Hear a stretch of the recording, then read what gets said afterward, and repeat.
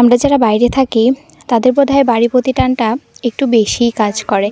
তো বাড়িতে এসেছি, এটা তো আপনার আগের ব্লগে দেখতেই পেয়েছেন। আর এখন আছি হচ্ছে বাবার বাড়িতে। আর কথায় আছে না, বাবার বাড়ি মধুর হাঁড়ি।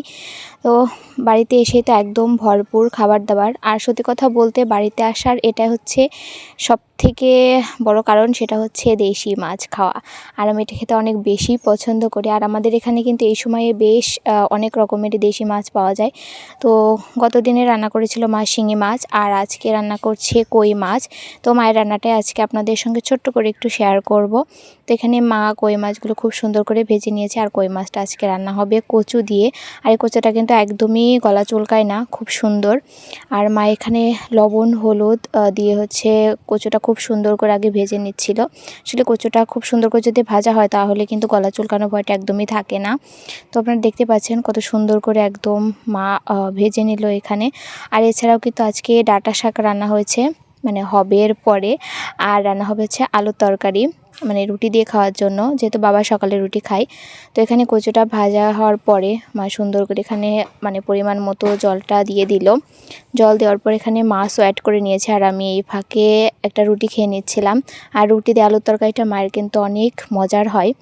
এখানে হচ্ছে ঝোলের মধ্যে মাছটা দিয়ে রেখেছে, এবারে হচ্ছে ফোড়নটা দিয়ে দেবে। তো কড়াইটা পরিষ্কার করে তেল দিয়ে দিল, এরপরে দিয়ে দেবে হচ্ছে জিরা।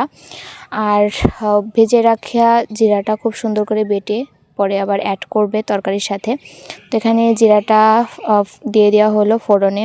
এবার জিরাটা একটুখানি ভাজা হয়ে গেলে তরকারিটা খুব সুন্দর করে কড়াইতে ঢেলে দেবে। তো আমরা তো এটাকে ফোড়নই বলি, আপনারা কে কী বলেন অবশ্যই কিন্তু আমাকে কমেন্ট করে জানাবেন। এই যে তরকারি কালারটাও কিন্তু বেশ সুন্দর হয়েছিল, আর খেতে কিন্তু আরও বেশি মজার হয়েছিল। আসলে দেশি মাছ যেভাবে রান্না করা হোক না কেন, খেতে কিন্তু অনেক বেশি মজার হয়। এগুলো একদমই চাষের নয়, একদম পিওর একদম দেশি মাছ আর কি। তো যাই হোক, এখানে রান্না মোটামুটি মাছের তরকারি আর কি শেষ। তবে এরপর থেকে চেষ্টা করব মায়ের ছোট ছোট কিছু রান্না ক্লিপ আপনাদের সঙ্গে শেয়ার করার।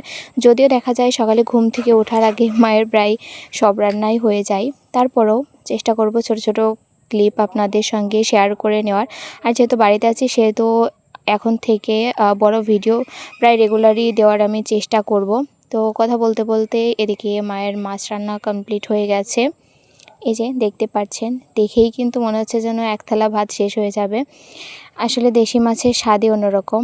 আর এখানে হচ্ছে ডাঁটা শাক ভাজি করে নেওয়া হচ্ছিল। এর মধ্যে ডাঁটা শাক বলতে লাল শাকও ছিল কিছু অল্প করে, একদম নিরামিষভাবে, পেঁয়াজ রসুন কিছু দেওয়া না, শুধুমাত্র কালো জিরা আর মরিচ ফোড়ন দিয়ে আর কি করা হয়েছিল। খেতে কিন্তু অসাধারণ হয়েছিল। আপনারা কে কে শাক খেতে পছন্দ করেন? আমি কিন্তু অনেক বেশি পছন্দ করি।